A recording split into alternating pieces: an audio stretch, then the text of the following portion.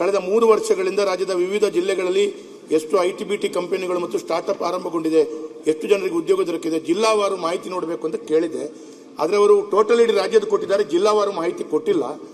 ಎರಡನೇದು, ಸದರಿ ಅವಧಿಯಲ್ಲಿ ವಿವಿಧ ಜಿಲ್ಲೆಗಳಲ್ಲಿ ಐಟಿ-ಬಿಟಿ ಕಂಪನಿ ಸ್ಟಾರ್ಟ್ಅಪ್ ಆರಂಭಗೊಂಡ ಒಡಂಬಡಿಕೆ ಎಷ್ಟು ಮಾಡಿದೆ, ಸಂಪೂರ್ಣ ಮಾಹಿತಿ ಕೊಡಬೇಕು ಅಂತ ಹೇಳಿದೆ. ಅವರು ಕೂಡ ಟೋಟಲ್ ರಾಜ್ಯದ ಕೊಟ್ಟಿದ್ದಾರೆ ಬಿಟ್ಟರೆ ಅದನ್ನು ಕೂಡ ಜಿಲ್ಲಾವಾರು ಕೊಟ್ಟಿಲ್ಲ. ನಾನು ಆ ಎರಡೂ ಜಿಲ್ಲಾವಾರು ಮಾಹಿತಿ ಇಲ್ಲದ ಕಾರಣ ಒಂದೆರಡು ಪ್ರಶ್ನೆಯನ್ನು ನಾನು ಉಪ ಪ್ರಶ್ನೆಯನ್ನು ಮಂತ್ರಿಗಳ ಹತ್ರ ಕೇಳಬಯಸ್ತೇನೆ. ಕರಾವಳಿಯಲ್ಲಿ ಮಂಗಳೂರಿನಲ್ಲಿ ಎಷ್ಟು ಜನ ಈಗಾಗಲೇ ಹೊಸ ಕಂಪನಿಗಳು ಅರ್ಜಿ ಹಾಕಿದೆ, ಇಂಟ್ರೆಸ್ಟ್ ತೋರಿಸಿದ್ದಾರೆ ಅಂತ ಹೇಳೋದು ಮಾನ್ಯ ಮಂತ್ರಿಗಳು ಹೇಳಬೇಕು ಅಂತ ಹೇಳೋದು ಒಂದು. ಎರಡನೇದು ಉಪ ಪ್ರಶ್ನೆಯಲ್ಲಿ ನಮ್ಮಲ್ಲಿ MRPL ಇರ್ಬೋದು, SEZ, plastic park, private IT park, ONGC IT ಕಂಪನಿಗಳು, 100 ಸ್ಟಾರ್ಟ್ಅಪ್ ಕಂಪನಿಗಳು ಇದೆ. ತುಂಬಾ ಇಂಜಿನಿಯರಿಂಗ್ ಕಾಲೇಜುಗಳು ಇದೆ, ಸಾವಿರಾರು ಎಂಪ್ಲಾಯರ್ಸ್ಗಳು ಈಗಾಗಲೇ ಇದ್ದಾರೆ.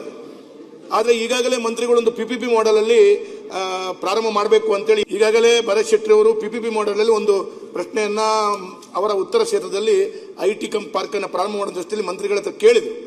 ಅವಾಗ ಮಂತ್ರಿಗಳು ಉತ್ತರ ಕೊಡುವಂಥದ್ರಲ್ಲಿ ಈಗಾಗಲೇ ಪಾರ್ಟಿಸಿಪೇಷನ್, ಅದಕ್ಕೆ PPP ಮಾಡೆಲ್ ಅಲ್ಲಿ ಪಾರ್ಟಿಸಿಪೇಷನ್ ಆಗಬೇಕು ಅಂತ ಹೇಳಿದ್ರೆ ಕೆಲವಾರು ನಿಯಮಗಳನ್ನು ಸಡಿಲಿಕೆ ಮಾಡಬೇಕು ಅಂತ ಹೇಳೋದ್ರ ದೃಷ್ಟಿಯಲ್ಲಿ ಮಂತ್ರಿಗಳು ಅವತ್ತು ಹೇಳಿದ್ರು. ಅದರ ನಂತರ ಏನಾಗಿದೆ ಅಂತ ಹೇಳೋದು ಮಾಹಿತಿಗಳೊಂದು ಮಂತ್ರಿ ಕೊಟ್ಟರೆ ಒಳ್ಳೇದಾಗ್ತಿತ್ತು ಅಂತ ಹೇಳಿ.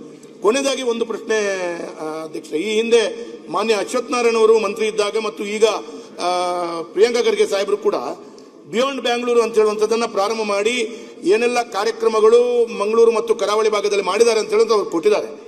ನಾನು ಈಗಾಗಲೇ ಅವ್ರ ಹತ್ರ ಒಂದು ಕೊನೆಯದಾಗಿ ಕೇಳಲಿಕ್ಕೆ, ಸೀಸೈಡ್ ಮಂಗಳೂರು ತುಳುನಾಡಿನಲ್ಲಿ ಪೊಟೆನ್ಷಿಯಲ್ ಇದೆ ಅಂತ ಹೇಳುವಂಥದ್ದು ಅವರು ಕಾರ್ಯಕ್ರಮದಲ್ಲಿ ಸಾರ್ವಜನಿಕವಾಗಿ ಅಥವಾ ಇಲಾಖೆಯಲ್ಲಿ ಕಾರ್ಯಕ್ರಮದಲ್ಲಿ ಮತ್ತು ಈ ಅಧಿವೇಶನದಲ್ಲಿ ಹೇಳಿದ್ರು. ಅವರು ಸೀಸೈಡ್ ಮತ್ತು ಇಲ್ಲಿ ಮಂಗಳೂರಿನಲ್ಲಿ ಒಳ್ಳೆಯ ಪೊಟೆನ್ಷಿಯಲ್ ಇದೆ, ಒಳ್ಳೆಯ ಅವಕಾಶಗಳಿದೆ ಅಂತೇಳಿ ಅವರು ಹೇಳಿದ್ದಾರೆ.